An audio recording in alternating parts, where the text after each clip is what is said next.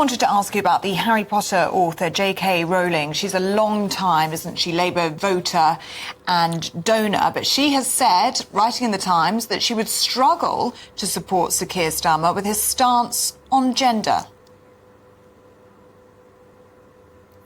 Yes, big headline this today, isn't it? JK Rowling was a big donor of the Labour Party, but coming out in this opinion piece, highly critical of the Labour leader, and specifically referencing what he said a couple of years ago when Labour MP Rosie Duffield said that only women can have a cervix. At that time, he said, no, that's wrong.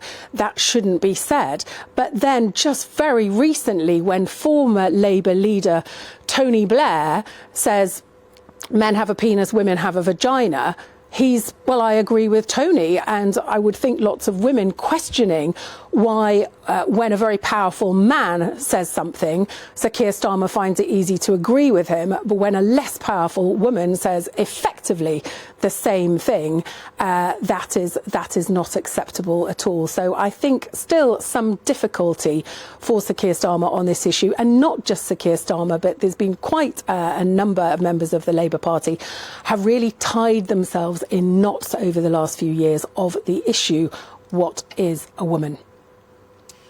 OK, Catherine, thanks very much for that. Appreciate it. We're joined now by the CEO and founder of Youth Vote UK, Alex Cairns, and broadcaster Jenny Trent-Hughes. Good morning to you both. Good morning. What did you make of the last 24 hours, the whirlwinds 24 hours in politics, just briefly? Yeah, I mean, I actually agree with you. I think the election has been pretty dull compared to the previous elections. I think everyone knows Labour are going to win. I think it's just about how much. And I actually think I don't really understand what Rishi Sunak's strategy is. I think he just wants to basically be in California on the beach, pretty much. What about these JK Rowling comments today about Sir Keir Starmer saying that Labour's turned its back on women? Yeah, I think it's a difficult one because for a long time, obviously, JK Rowling has had her opinions about this whole topic. I can't actually remember where it started. I think for some time she had strong opinions, you know, to defend women. It's a very difficult issue. I think on both sides it's become potentially heated. It doesn't need to be. I think her point is that actually, you know, you need to make sure that women's rights are respected. I know there's lots of debates about whether, you know, trans women should be able to compete in certain sports, you know, mixed bathrooms, etc. So I think on both sides, there's a lot of debate. I actually agree with your reporter there. I think, you know, when JK Rowling makes a point and then Keir Starmer dismisses it, but then Tony Blair makes it, I think there needs to be some consistency here, right? Because that's not going to look good. And I think it can't look like Keir Starmer is being Tony Blair's fanboy, because actually that's going to look even worse. Jenny, what do you make of it? It is the question that is plaguing the Labour Party, isn't it? What is a woman? It's a tough one, because I really do believe that whatever you genuinely feel, you should be able to say.